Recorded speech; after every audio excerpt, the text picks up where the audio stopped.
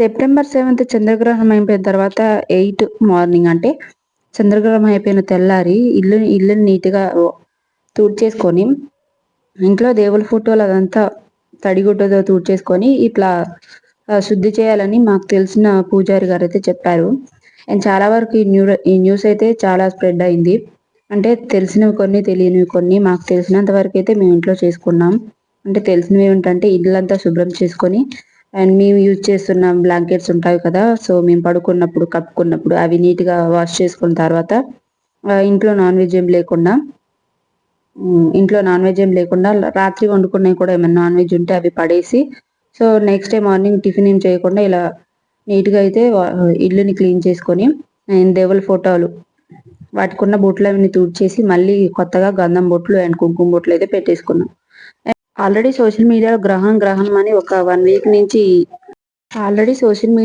గ్రహణం topic 1 week నుంచి viral అవుతూనే ఉంది.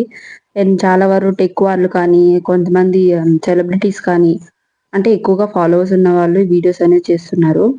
అండ్ ఈవినింగ్ 6 అయితే ఆ గ్రహణం రోజైతే ఈవినింగ్ 6 కల్లా భోజనం చేసేయాలన్నారు. నేను చాలా వరకు ట్రై చేశాము తినడానికి. అండ్ 7 అయితే అయింది.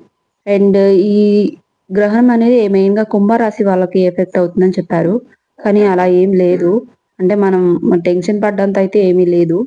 అండ్ చాలా వరకైతే ఫ్రీగా ఉండడానికి ఫ్రీగా అంటే బయటికెళ్ళకుండా ఇంట్లోనే ఉండడానికి ట్రై చేశాం. ఎలాంటి భయం లేకుండా. మనకేమవుతుంది చెప్పండి? ఏదో పైన జరిగేదేదో ఇంట్లో వండుకున్న వాటి మీద గరిక తెచ్చుకొని వేసుకోమన్నారు. సో, మాకు పల్లెటూరు కాబట్టి ఈజీగా దొరికేసింది. అండ్ మేము యూజ్ చేస్తున్న వాటి మీద వాటర్ క్యాన్స్ మీద గానీ, పోపు డబ్బాల మీద, కారం, పసుపు, నూనె ఇలాంటి వాటి మీద అన్నిటి మీద గరిక అనేది వేసుకున్నాం. సో, ఇంటి పైన కూడా స్లాబ్ అని రేకులు కానీ ఉంటుంది కదా! వాటి మీద కూడా వేసుకుంటే అది ఎఫెక్ట్ అనేది అవ్వకుండా ఉంటుందని చెప్పారు. సో, ఇలాంటివన్నీ ఎందుకు పాటించాలంటే మనం సో, ఈ గ్రహణాలు అన్నీ ఏదైనా జరిగితే మనకొక్కళ్ళకే జరగదు కదా! అందరికీ జరుగుతుంది. సో, మననేదో చేస్తుంది, మనకేదో అవుతుంది అనని భయపడకుండా సో, ఫ్రీగా ఉండండి. మనం మనకి ఎంతవరకు రాసిపెట్టుంటే అంతవరకే జరుగుతుంది. సో, నేను ఈ వీడియోలో అయితే చెప్పాలనుకున్నది అదే. సో, నీట్‌గా పూజ చేసుకున్న తర్వాత అయితే మనసు ప్రశాంతంగా అనిపించింది.